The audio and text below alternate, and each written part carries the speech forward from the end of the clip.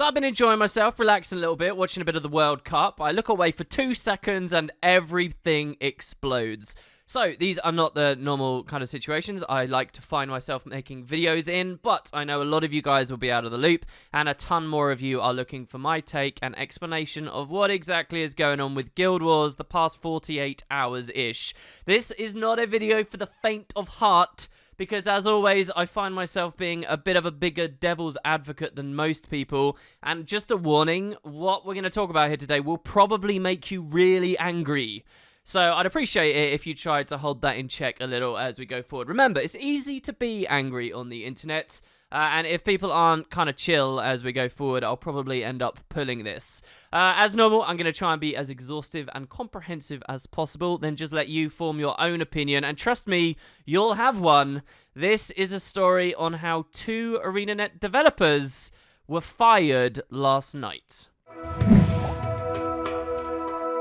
So, where do we start? Well, the crux of this entire situation is another Reddit blowout. Reddit often being the center and breeding ground for these big outrages. Once again, we found something fairly contained within the Guild Wars community quickly hitting r/all, and then the full weight of regular video gamers and cursory glances descending to the subreddit, offering their upvotes, their opinions, and things spiraling out of control. Currently, there are 2 enormous threads bigger than anything that Guild Wars has seen over on that subreddit yet. That's bigger than the don't pre-purchase Heart of Thorns controversy. It's bigger than all the positivity and praise that came from Path of Fire. And I believe these threads have come in just a fraction of the time that previous ones did. But while Reddit has been the center ground for discussion and focus, really it's a story about Twitter. And indeed, largely the thoughts and expressions of one narrative designer over at ArenaNet, mostly, though a lot of other people do come into this story. So go get some coffee, it's going to be a long video, let's see how it all starts. Well, it's a fairly interesting, I guess, discussion about MMO narrative design, coming from none other than Jessica Price. If you're a long follower of Guild Wars 2, specifically through my channel, that might be a name you recognize. She's been a contributor of various community outreaches in the past. Like, I think she might have been on a stream or 2. We've definitely seen a lot of her comments in the large Reddit-based Ask Me Anythings that the devs do after new patches come out. And what happened last week, we had a new patch, the devs did a Reddit AMA, this will have got her talking, I haven't even looked at the AMA itself yet, and then she took to Twitter afterwards to post some further thoughts. It's a long wall of text, but we're going to go through the whole thing. I have to assume that a lot of you guys watching my channel care about and like the narrative, so hopefully it won't bore the complete socks off of you, and while everything's going to start off quite mundane and above board, it will rapidly go off the rails. So, credit goes to CalOL, who copy-pasted this after a ton of all of this has been deleted from the internet now, so it's mostly just weird backups where we get the information. Here's what Jessica has to say. Since I spent all kinds of time saying it on a Reddit Ask Me Anything, and I haven't talked about actual game dev on Twitter in a while, here's a thread about writing for the player character in an MMO. I'll note as well at this point, guys, Jessica's been with ArenaNet for about a year, and you can follow her and see her opinions and things over that year, but generally hasn't been at the forefront of very much discussion. I can't remember anything pointed I've said about her, except maybe some minor agreement or disagreement with her various thoughts. So this is a fairly new dev. And she says, the dirty secret is, I'm not sure it's possible to make an MMORPG or CRPG character compelling, because people have different expectations about what that character will be, as opposed to a pre-designed character in a single-player game. People booting up BioShock know they're playing Jack. People starting Dishonored know they're playing Corvo. People beginning Tomb Raider know they're playing Lara Croft. So in those games, you have more wiggle room to make the protagonist an actual character. Whereas in an RPG, where the player chooses all kinds of character options and names their character and designs their face and so on, they feel more ownership over that character. They're not playing a character you designed, they're playing a character they designed. So if Jack or Lara or Corvo says or does something the player doesn't feel that they would say or do, the player is more forgiving, because they have the expectation that they're piloting a character someone else created. Note well that I'm not talking about overall plot objectives and quests. players know going in that the game is going to be telling them what to do and that their character is going to do it, and that holds true even when they've created the character. It's interesting, by the way, she ties those together because the original BioShock played with that in a very cool way. Anyway, but the interpersonal stuff, the player character's reactions, players respond strongly to. Some people don't like it if they think their character's responding in ways that makes them too much of an asshole. Some others don't like it if their character's responses seem weak. So basically, most things that you do writing-wise to give a character, well, character, are going to upset a large contingent, maybe even a majority of your players. So, I know I've said this before on Twitter, but it's still going to weird people out, but please bear with me. You have to construct your MMORPG's player characters' dialogue as if they were Bella Swan from Twilight.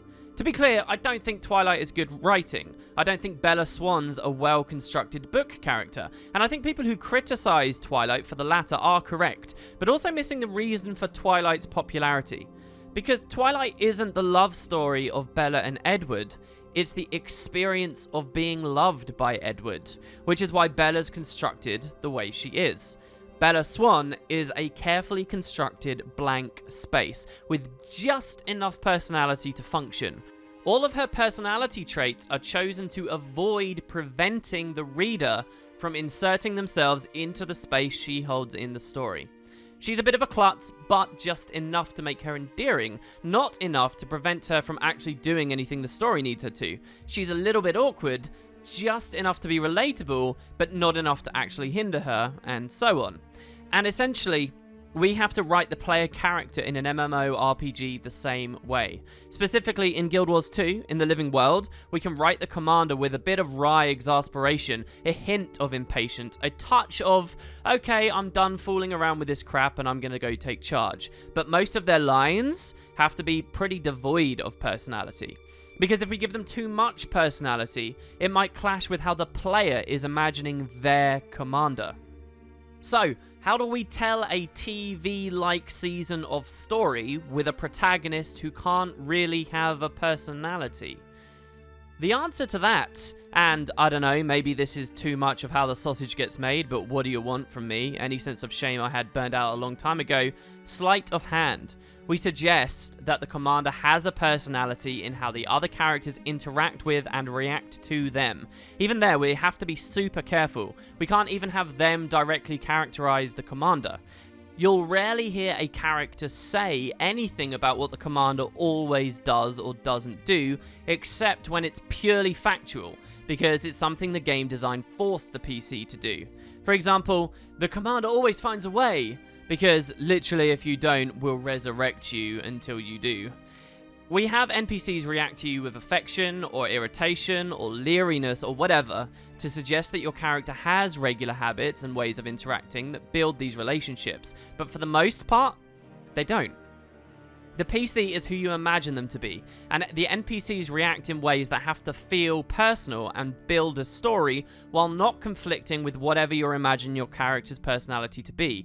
We want you to project, which makes writing the NPC's relationships with the PC basically like writing horoscopes. It has to feel specific and personal while actually being universal. So, A, very delicate sketches of non-objectionable personality traits, like a hint of wryness or world wariness. B, NPCs that behave as if your character has a distinct personality while not doing so in ways that actually identify what it is. Or C, one-sided relationship building. Voila, an MMORPG character. Needless to say, a lot of the colour comes from NPCs' relationships with each other, even though we try to keep it centred on the PC as much as possible. It's a constant, fragile calibration. We don't always get it right. Incidentally, if you played episode 3 of this season of Guild Wars 2's Living World, you've seen this sort of writing taking to an extreme in Joko's final monologue. Almost everything he says is about actions the game has forced you to take, not your own character traits, and he's clearly projecting when he talks about what you were thinking, but it's hopefully constructed in a way that feels personal, like he's twisting the knife. Okay, so there's the initial post. A lot of you guys hopefully will have found at least something vaguely interesting about this. As this story and video goes along, you're going to realize there's a lot of hate being thrown around, and there are a lot of subtle and sly comments about Guild Wars 2 storytelling isn't that great anyway. It doesn't take a genius to figure this stuff out.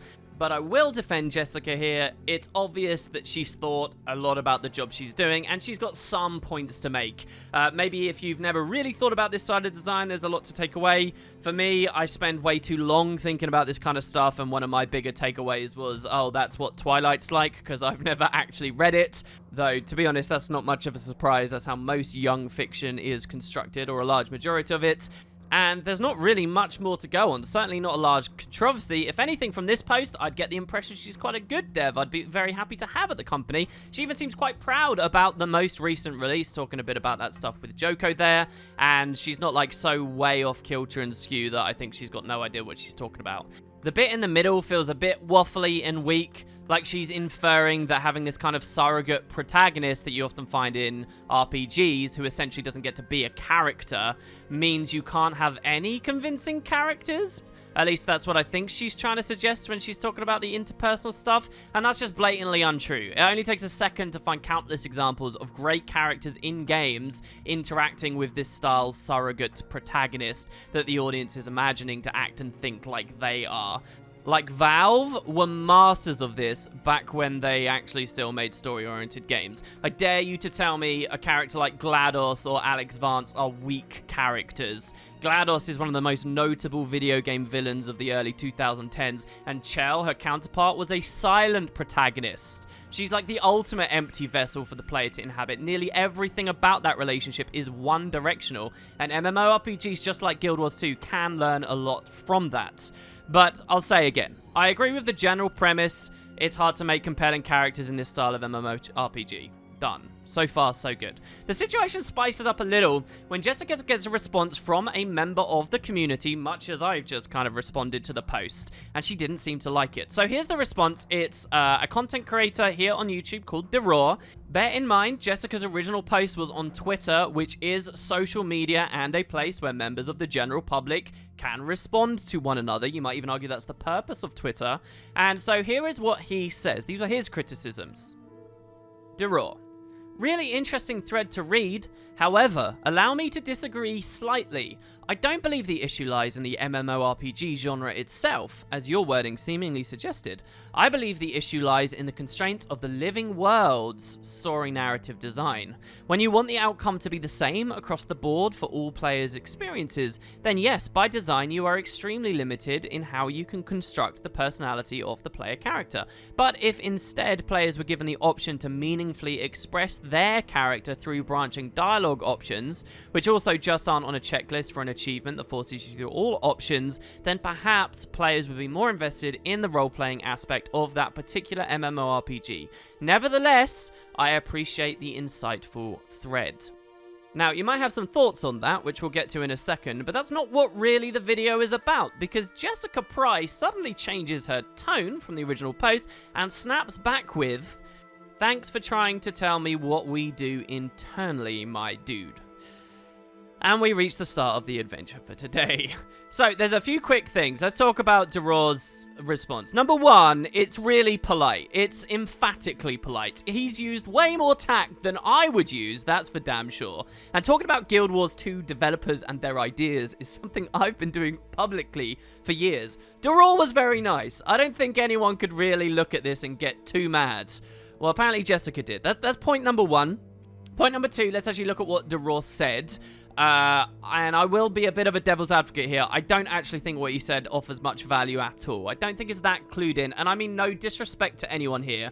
But I don't think that this has anything to do with the living world format. I think that the same problems we see with Guild Wars 2's narrative would be there in any large boxed ArenaNet release, just as we've seen scrapings of throughout Guild Wars 2's lifetime. Guild Wars 1 struggled in similar ways, and I actually think that any other RPG that came from this studio, no matter how how it was delivered through a living world format or what would probably suffer in the same way also. It is true that living world creates narrative problems, and what I mean by that is this kind of episodic pulse-in style content drop-in, almost like a DLC model. It does come with a cost. It forces cliffhangers at predictable and awkward intervals. It limits areas of the world that story can naturally be delivered at because of the way they portion the new exploration out.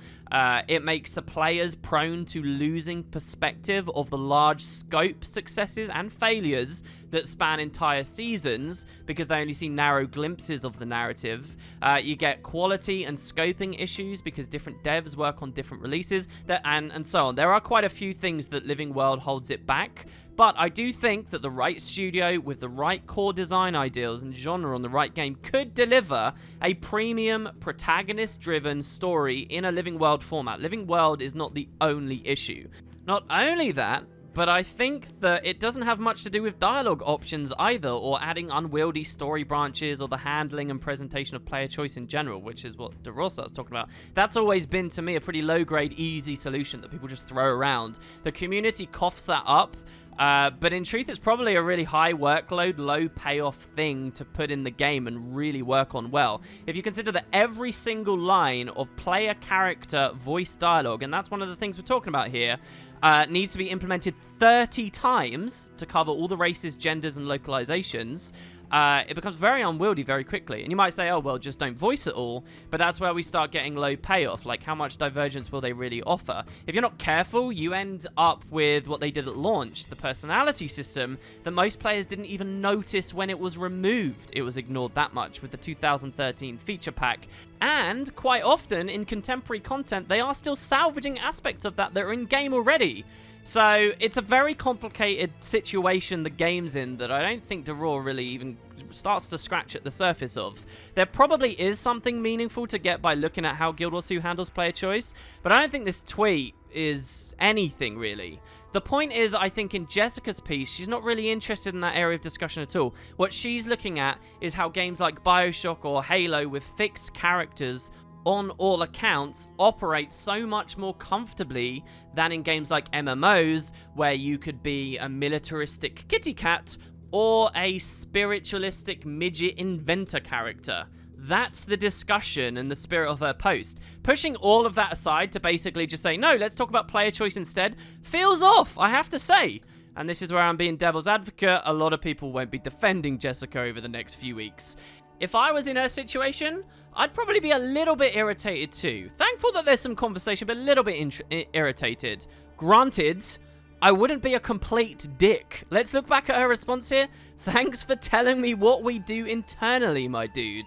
God, so this is rude as all hell, and we can move into what this is all really about. How abominable this lady is. And I can stop pretending like I know all the answers to narrative design stuff when I clearly don't. So, yes, she's a bit mean here, but people are dicks on the internet. She gets a free pass because I'm sure we have all got a story where we've been a little bit like that, maybe had a bit of an off day. But it goes on. The response comes back now from Deroir, who says this. Still, once again, let's remind ourselves, being very polite and tactful.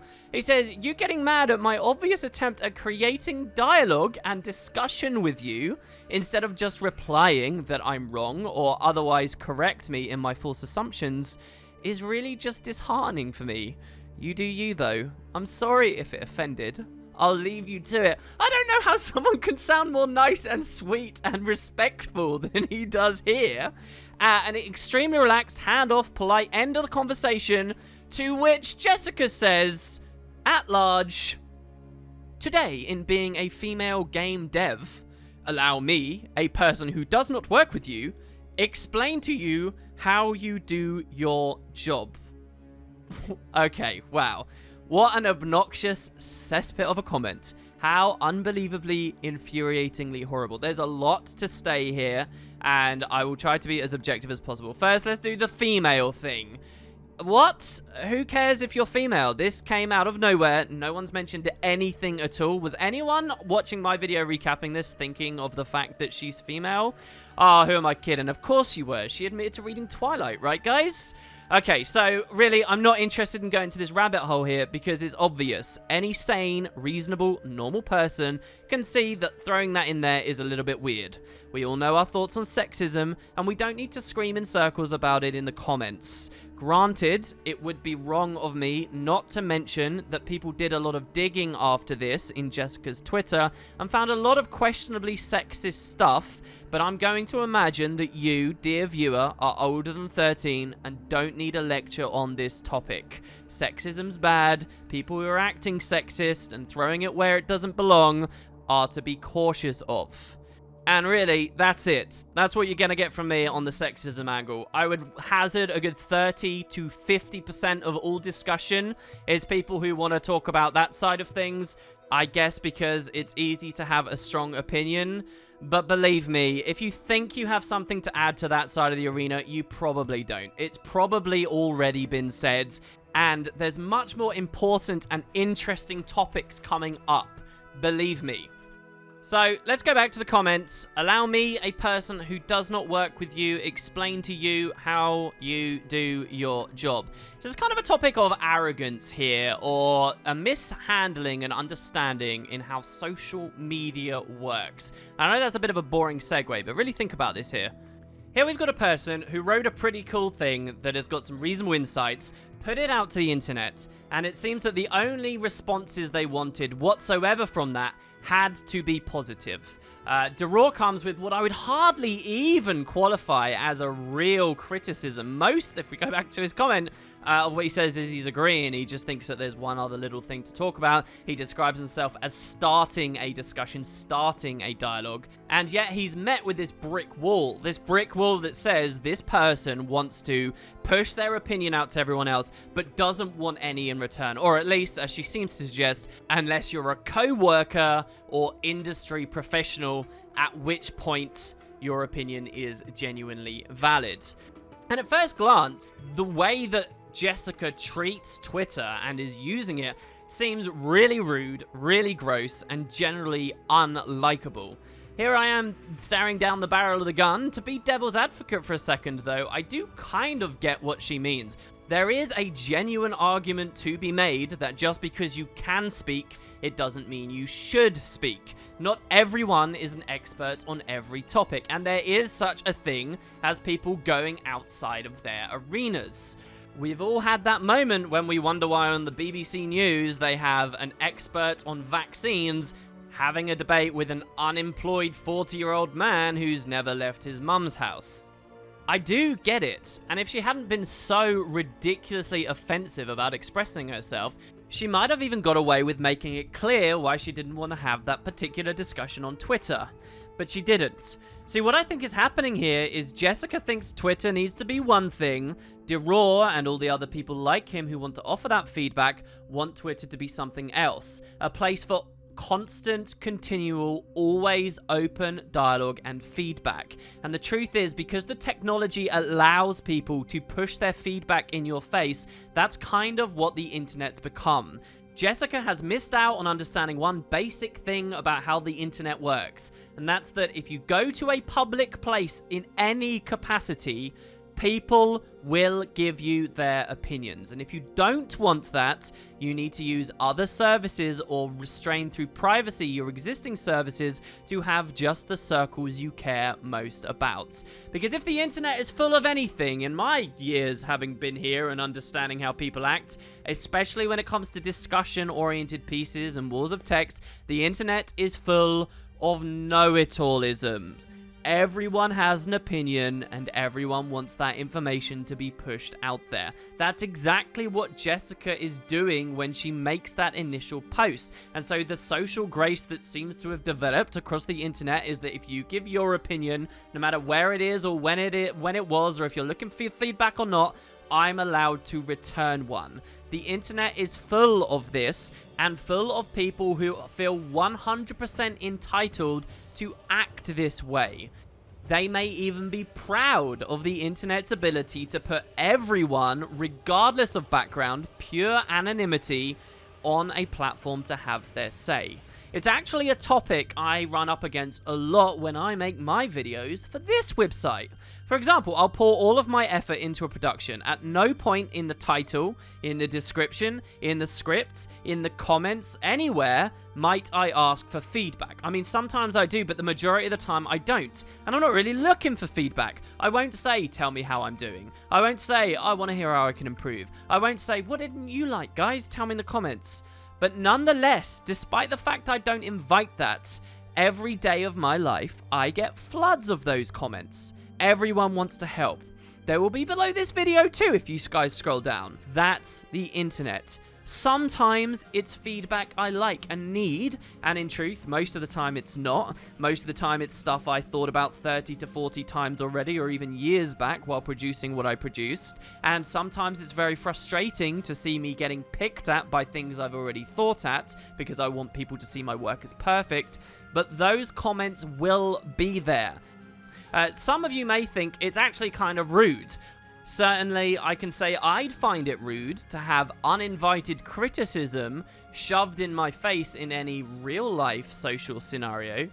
Someone might think, well, the internet should follow suit. And it doesn't help with the strange parasocial relationships many of us have through the internet now. Someone might think, well, Wooden Potato sounds friendly in his videos. He must want to hear what I have to say. ArenaNet had fun answering that question on that live stream. They must want to hear more comments. Maybe I should go tweet them.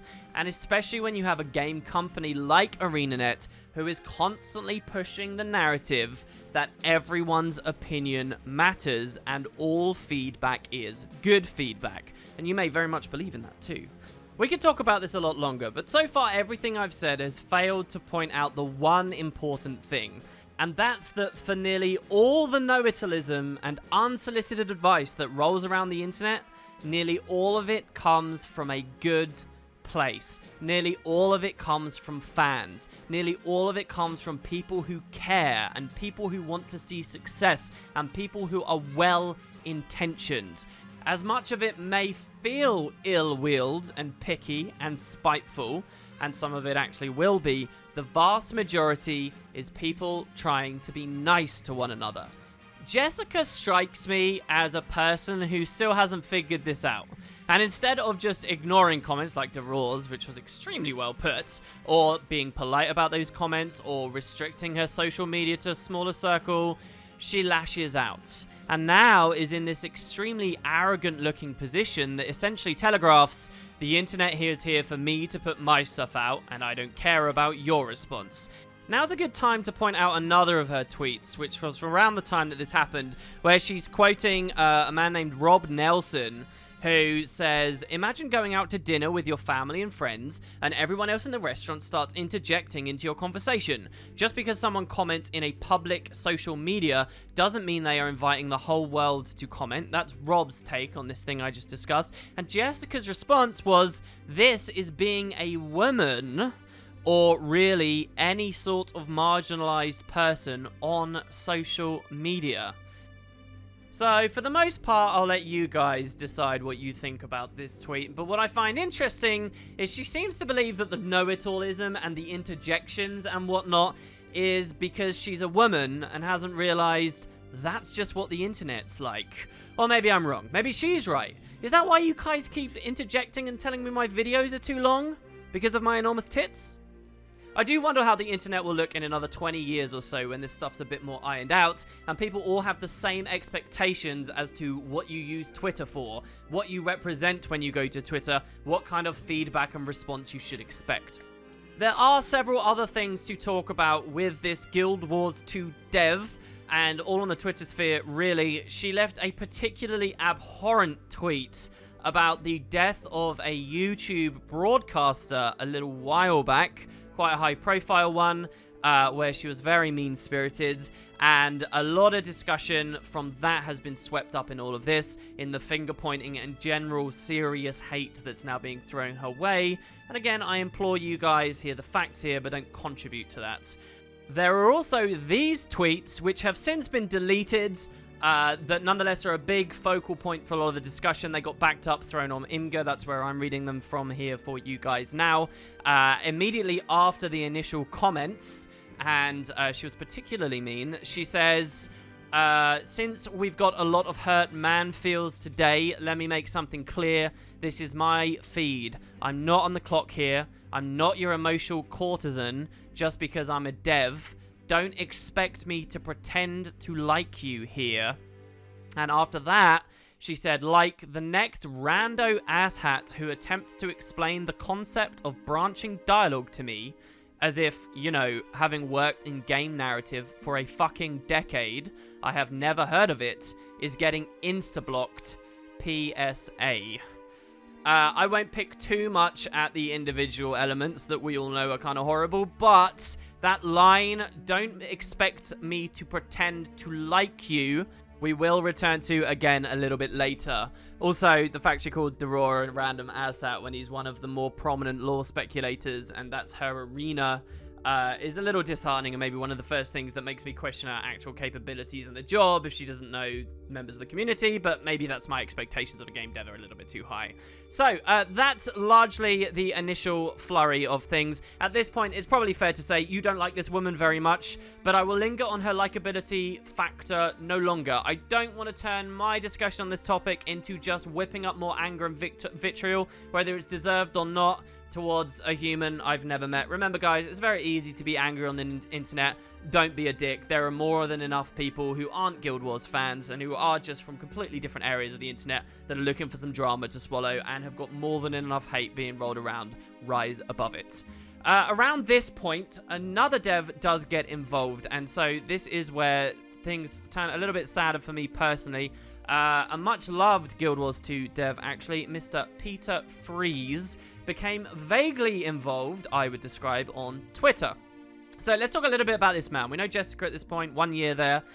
Peter has been there for years. It's either 12 or 13 years he's been at ArenaNet. It doesn't really matter which number that is. That means he's been there through the prominent releases of everything they've ever done. This is one of those devs that most Guild Wars fans tend to cling to and say, oh, we need the old guard there. We don't want the devs to lose their way over the years. We want to feel like as many of those classic employees are around as possible. Not only this, but Peter has got a lot of love when he's appeared on the ArenaNet live streams, where he tends to be very jokey, one of the most relaxed devs in front of the camera, has offered interesting anecdotes and insights at various times, and is generally, for this community specifically, been a very well-liked devs. One of, you'd easily put in the top 5 if there were such a thing.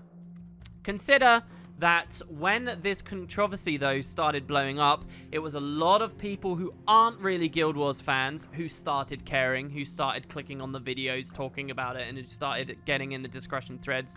You won't actually find much love for Peter at all anywhere. He's being judged, maybe rightly, maybe wrongly, purely on the events of the day, for better or worse.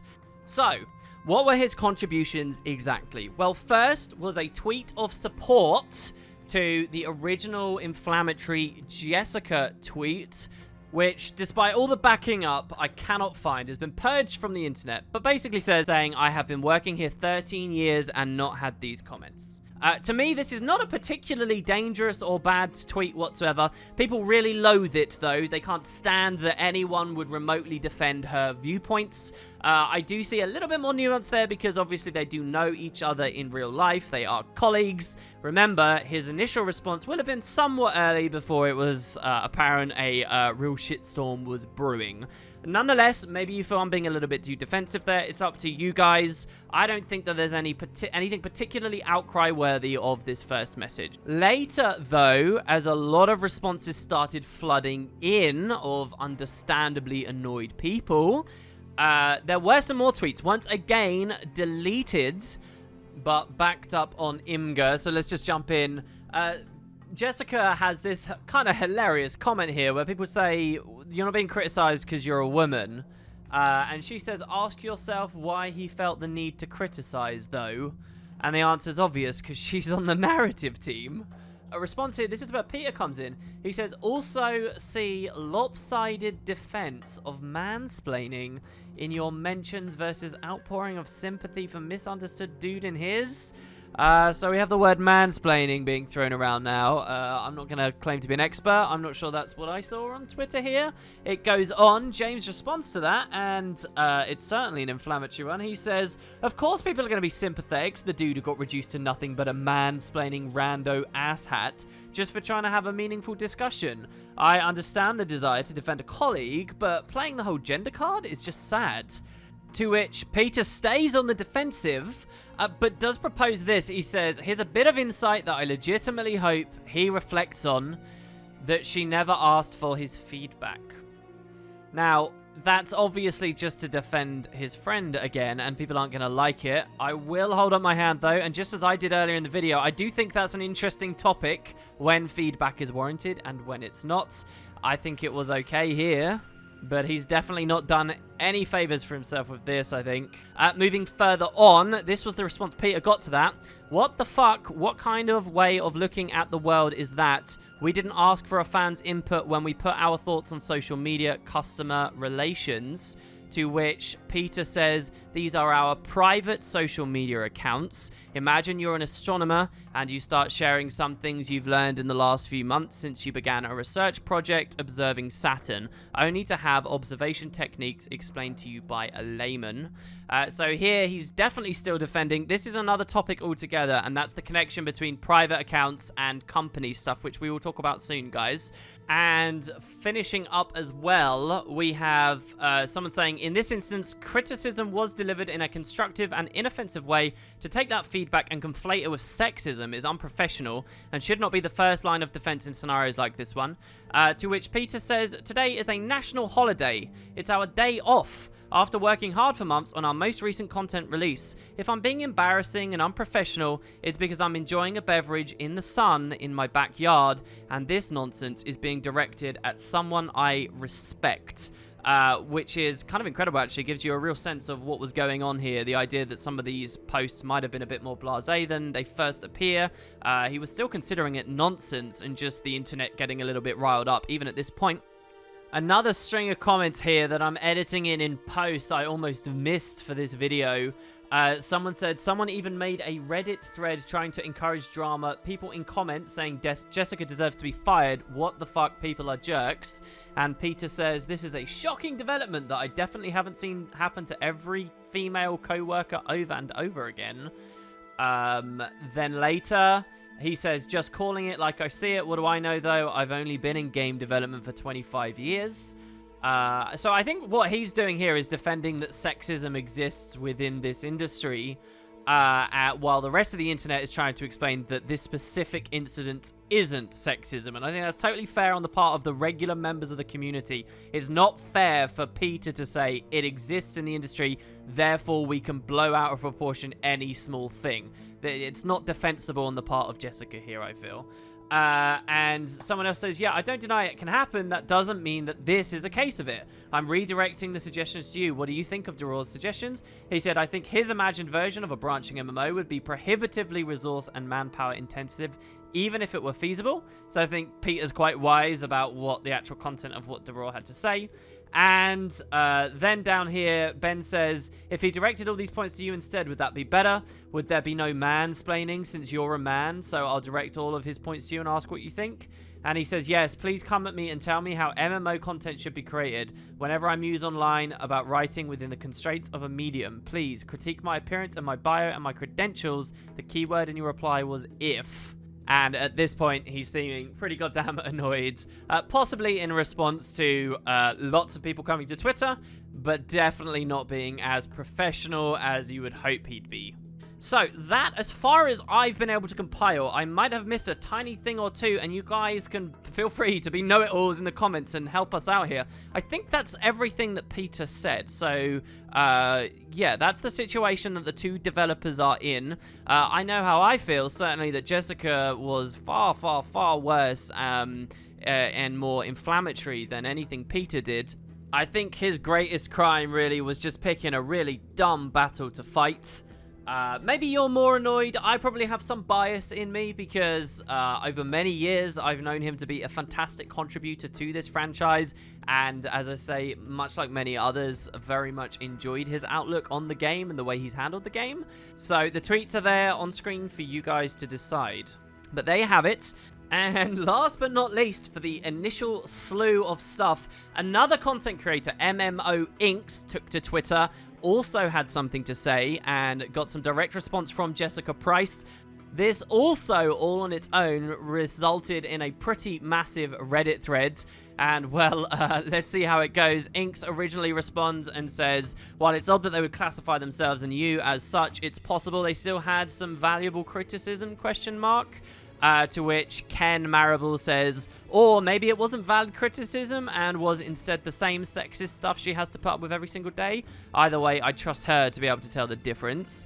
Ink says, perhaps. We clearly don't know the whole story, but I didn't see a sexist comment from what was provided. I'd rather not assume someone is a sexist, rather that it was criticism was valid or not.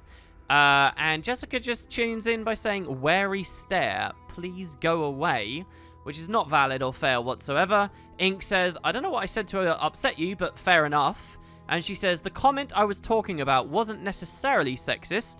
Your response implying my reaction was overblown or my experience of it didn't happen, however, is the shit women in games deal with every time we say anything about our experiences, and you just used your one pre-block strike. To which a fairly berated Ink says, I certainly wasn't trying to imply that it didn't happen. Your reaction in the first tweet without further context came across that their criticism, because they are an amateur, their words meant less. I would have responded the same regardless of sex or gender. And Jessica says, sure, dude, now get off my fucking feed with your assumptions and your entitlement to my time. To which he just gets a wow, ... So there you have it. Right. Where does this all lead? You're now in a position where a lot of people were, where you've seen these tweets, you know what you think, you're probably a bit angry with someone, and you get to type and run around on the internet letting everyone know. All told, all of this drama through the Guild Wars 2 subreddit ended up hitting r/all, became one of the biggest posts the subreddit's ever had. It was larger than expansion announcements, the works, as I've explained.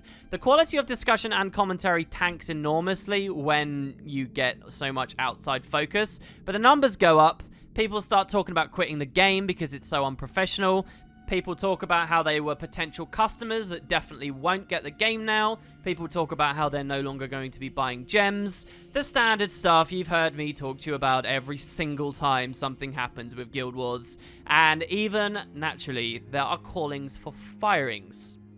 Justified, you might reasonably say. But another outrage for Guild Wars 2, and maybe I'm being a bit too distant, detached, a bit dumb about this, but I find myself fascinated. Once again, we find ourselves in this position.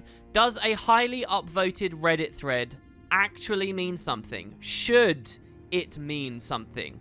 Can the outrage machine kick up enough of a stink to enact some change? Is argumentum ad populum valid, and should companies be led by their communities, their consumers, in this way? Particularly so when many people who are not even normally engaged in Guild Wars 2 discussion now are.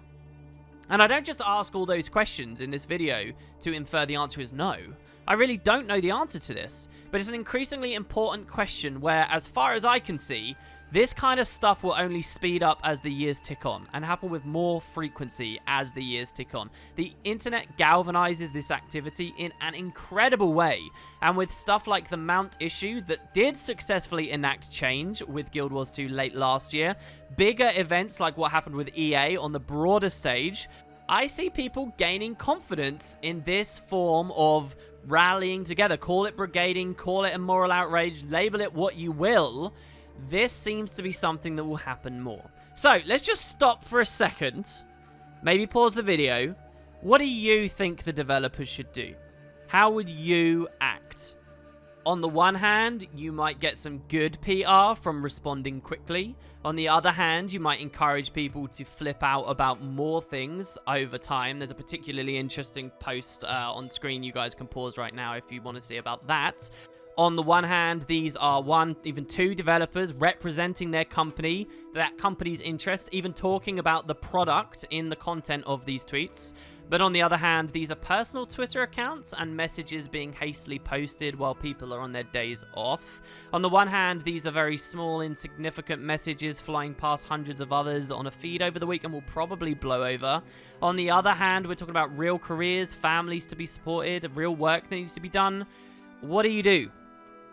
This morning, the company director, Mike O'Brien, posted on the forums, I don't even believe dedicated to a thread of itself, just buried within one. Recently, 2 of our employees failed to uphold our standards of communicating with players. Their attacks on the community were unacceptable. As a result, they're no longer with the company. I want to be clear that the statements they made do not reflect the views of ArenaNet at all. As a company, we always strive to have a collaborative relationship with the Guild Wars community. We value your inputs. We make this game for you.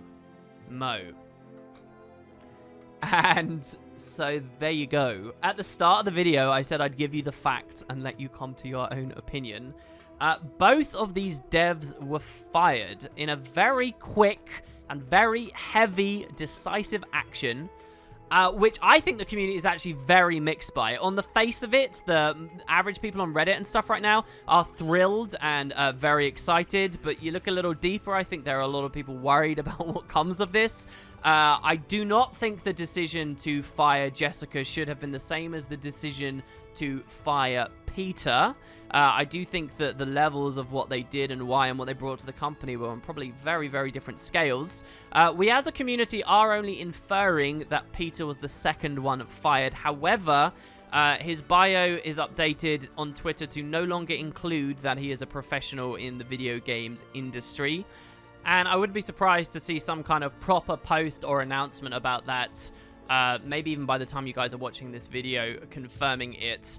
Going back to Jessica and what happened there, she definitely did seem to be having, if not a bad day, an extremely bad day, and be a little rough around the edges. Obviously, when we are on the outside looking in, we don't quite know what the company culture within that workplace is like. And I can very much imagine you hire someone in and you regret that hiring decision quite quickly, but you don't really have that opportunity to let them go, and they might have seized upon that very quickly. That's unlikely to be the case for Peter, who had been there for well over a decade and was likely well liked by his colleagues.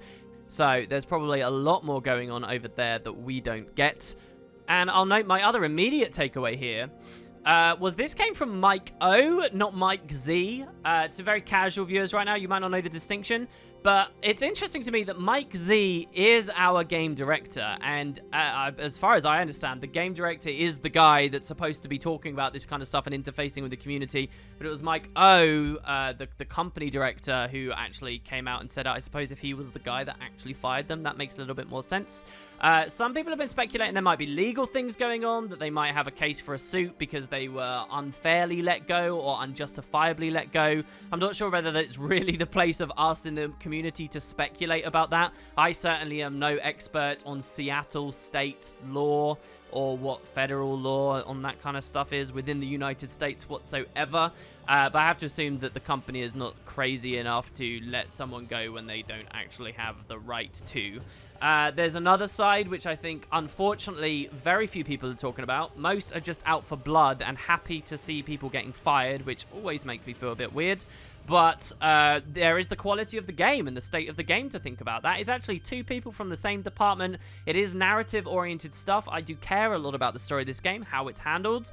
And I wish I could give you more of an insight as to, oh yeah, this is going to be really bad, we're going to suffer in this aspect, or this aspect. But the truth is, I don't really know exactly what flair or quality it was that those 2 minds would have brought to the meetings. I do know that since Path to Fire came out and around the time that Jessica arrived, there has been an uptick in quality. But is it down to just her and Peter? Well, I guess the next several releases down the road, we will figure out what's going on there. They'll likely just fill the positions, and I hope that there's some unity and understanding about what Guild Wars is with the fresh new blood rolling around. Moving to a note I made earlier, a friend pointed something out to me. Jessica did have that one quote in one of her tweets where she said, I don't have to pretend to like you here. That could have a lot to do with this, because in that situation, she's suggesting when she's at work, she's lying to the consumers, that maybe she's not the only dev that really despises the community. Remember, her comments were directly targeted at not just normal members of the community, dare I say, prominent members of the community, YouTubers, Twitch streamers, people who push thought and drive criticism and discussion out there, people a bit like what you see on my channel. And that suggestion that the devs kind of loathe that we exist and that we have this passion for the game and this desire to see it improve could be very damaging to the company's reputation.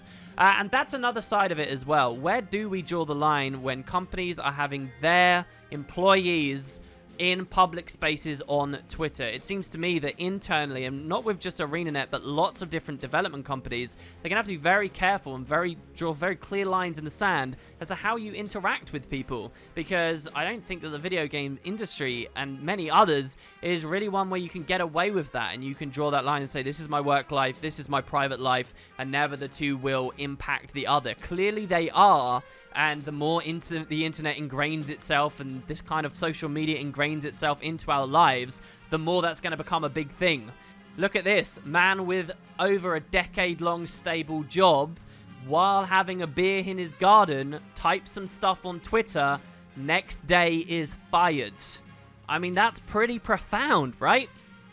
One big final source of news came from the website Kotaku.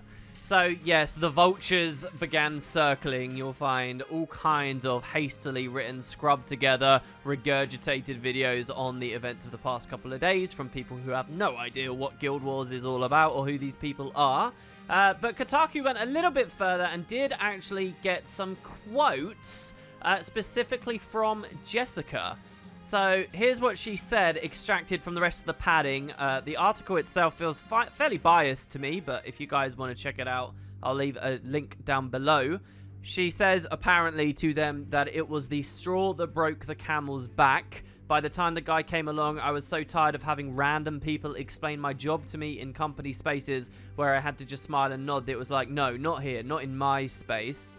Another quote later says, despite this, Price characterized ArenaNet as largely supportive and full of genuinely empathetic people who want to create an environment of trust and teamwork. I warned people in my interview that I was loud about these issues on social media and had no intention of shutting up. They reassured me that they admired my willingness to speak truth to power. The CEO, Mike O'Brien, this is the man who gave the note on the forum that she's been fired, told me I was going to look back and regret this because we were doing amazing work and I ruined it. The only regrets I've ever had, however, have been in situations where I didn't stand up for myself, not ones in which I did, and I don't expect that to change anytime soon. My only real regret here is that I encouraged other women to come on board and promised them it was a safe company for them. I mean, talk about burning bridges right there. I want to preface that 9 out of 10 fans are fine and that I've had a genuinely beautiful interactions with individual fans with which the affection I've expressed is genuine, but 10% of your fandom being toxic is still a really high percentage. Thinking back to what I saw from Inks and Deroir that sparked this, the word toxic, it really has my eyebrows raised. I don't know about yours. She went on to say that in her experience, developers, especially women, often have to act as customer service, and this puts strain on them that most people don't notice. It doesn't get talked about publicly much, but it's one of the biggest factors in the high burnout rate among young game devs. We are working really hard to create content for people who hate you. It extends into attempting to exert control over our personal lives and personal space. A few months ago, I watched one of the community people get mobbed because she wouldn't answer customer support questions during off hours from her personal social media. Price is worried about the precedent the firing set. The message is very clear, especially to women at the company. If Reddit wants you fired, we'll fire you. Get out there and make sure the players have a good time, and make sure you smile while they hit you. I'm seeing a lot of true, real issues there that I can relate to and probably understand that are being twisted and repackaged into the things that they're not. Curious what you guys say in the comments down there on that. A couple of other small things to note, more Twitter, just before I close down here that I found really interesting. Just before I made this video, about half an hour before, we do have Spoilers Swag. Now, this is at Kate Welch. You guys may recognize that name for her time at ArenaNet a few years back. She took to Twitter and said this, something a little bit the other side of the coin. Most people are still out for blood and very happy that the firings happened. She says, not sure if all you'll know this, but I was at ArenaNet for 4 years. I shipped Guild Wars 2 and loved so much of my time there. But this shitty executive approach to dev/player relations existed back then too, and I'm so sad to see that it seems to have gotten worse. She gets a response from Angel Lee McCoy, who says, these firings really feel like a heavy-handed, knee-jerk reaction in an effort to assuage player discontent, especially when you consider Peter has put his soul, blood, and sweat into that company for 12 plus years and has been a great social media voice for Guild Wars 2 almost as long. It goes on. Kate comes back and says, it's almost like there's someone there who loves throwing people under the bus to get some fucking Reddit attention and has done it with alarming regularity. That last line I find quite fascinating. I wonder what the other intervals were. Add to that how little they value company loyalty. Well, it's not pretty. They'll probably be able to hire 2 or 3 young, inexperienced writers with the money that just went back in the pool from Peter's salary. They forget the cost of ramp-up time. Peter was an expert. When he left, he walked out with a lot of knowledge that they will miss. And I have to say, I really appreciate these tweets, because I do think it's a little one-sided right now, and I am concerned about, as Kate puts it, player-dev interactions and outreaches, and how exactly video game companies should handle these things.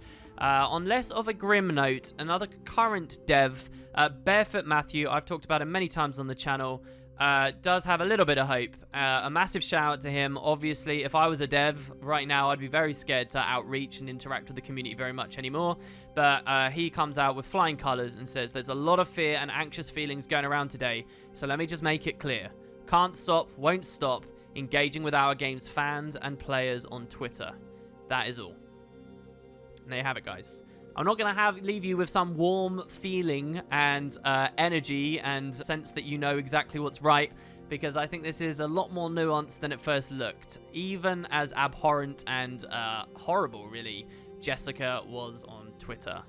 So that's about it from me. I will just close out by saying thank you very, very much for watching. These are really surreal, strange moments. I got on this website to talk about games and story on games and to play games, and now I find myself talking about all kinds of weird nonsense, and you guys are listening. You know, these are crazy moments for the internet. Everyone has an opinion. It's so easy to have an opinion, and here I have people asking for my take. I'm very, very blessed for that. Any of you who made it all the way through the majority of an hour to hear me discuss the ins and outs of what's going on, I seriously, desperately appreciate it. So thank you, guys. Hope to see you for more good stuff very soon. Let me know what you think down below, and I'll be back very shortly.